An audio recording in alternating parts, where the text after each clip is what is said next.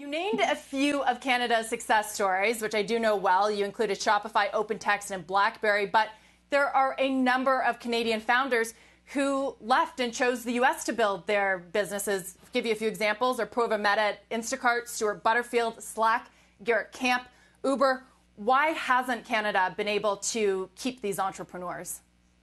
Well, I think there was a point in time when the legitimate choice was to go to the Valley, raise a bunch of money, and stay.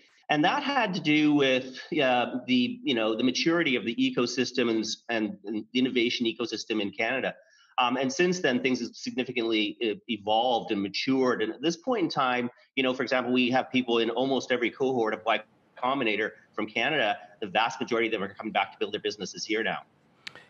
Ian, good morning. It's John Fort. I wonder what's happening on the immigration front. There's been so much drama here in the U.S. around what's going to happen with students who have come in from other countries. Will they be able to stay? What's going to happen with certain visas? Are you able to capture additional talent for Canada based on what's happening in the U.S.? Well, we think so. I mean, first of all, in true Canadian fashion, I wanted to start off by saying I'm sorry. But that's actually the focus of what we're trying to do. There is this high tech for super high potential workers called the H-1B visa. And of course, with the changes that have been announced to that, whether it's an issuance of the actual visas or renewal of them, we see that as a tremendous opportunity to say to those people, hey, bring us your tired, you're poor. We would love to have you in Canada.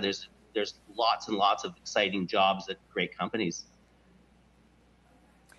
Ian, I understand that this is taking on new importance, but really this campaign has been in place for years. I remember when President Trump was elected, a lot of people in Silicon Valley would tell me, oh, they're going to pack up and move to Canada. How many of them have? Exactly zero. So what are some of the tangible ways that you've seen Canada be able to attract tech talent, whether that be in the number of unicorns and leaving Shopify aside? Right.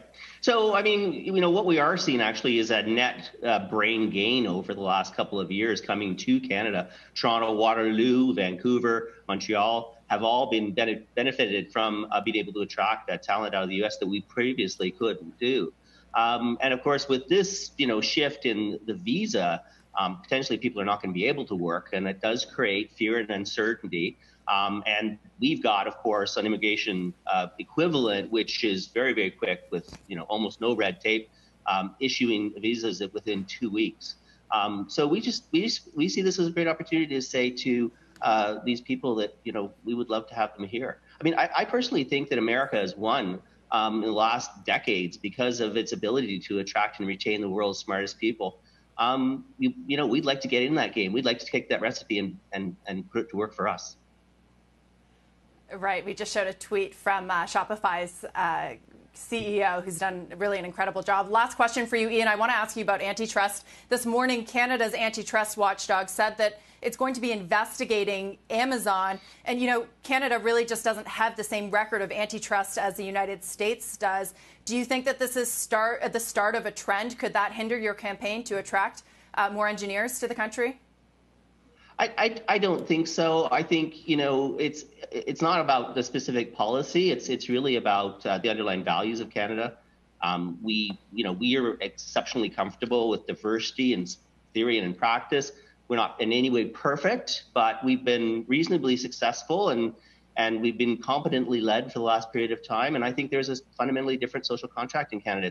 It's on the face of it, we all look like North Americans and we all look very, very similar. But when you actually sort of scratch under the surface, you see a much more inclusive and cooperative focus on, equity and diversity in this country than we do in the U.S. And we think that's going to be appealing to a lot of people. We saw the walkout of Facebook recently, and we really do think that people are going to start voting with their feet.